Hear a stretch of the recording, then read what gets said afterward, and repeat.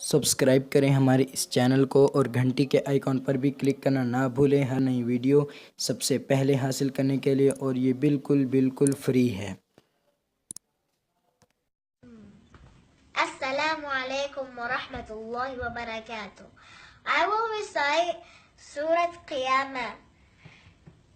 Bismillahirrahmanirrahim. La uqsimu biyawmil qiyamah wa la uqsimu bin nafsil lawwamah.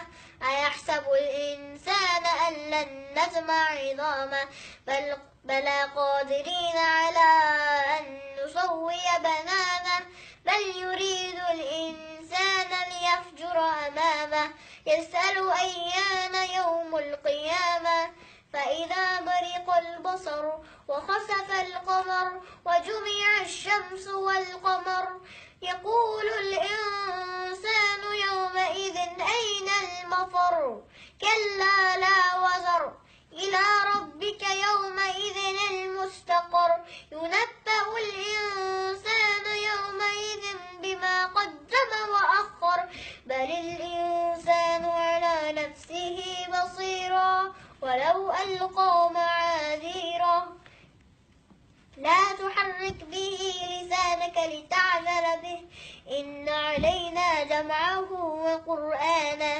فإذا قرأناه فاتبع قرآنه ثم إن علينا بيانه كلا بل تحبون العاجلة وتذرون الآخرة وجوه يومئذ ناصرة إلى ربها ناظرة ووجوه يومئذ باصرة تظن أن يفعل بها فاقرة كلا إذا بلغت التراقي وقيل من راق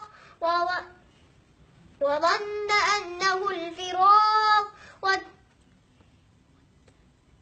والتفت الساق بالساق إلى ربك يومئذ المساق فلا صدق ولا صلى ولكن كذب وتولى ثم ذهب إلى أهله يتمطى أولى لك فأولى ثم أولى لك فأولى أيحسب الإنسان أن يترك سدى ألم يك نطفة من مني يمنى ثم كان علقة فخلق فسوى فجعل منه الزوجين الذكر والأنثى أليس ذلك بقادر على أن يحيي الموتى والسلام عليكم ورحمة الله وبركاته. Thank you. Subscribe करें हमारे इस चैनल को और घंटी के आइकॉन पर भी क्लिक करना ना भूलें हर नई वीडियो सबसे पहले हासिल करने के लिए, और ये बिल्कुल फ्री है।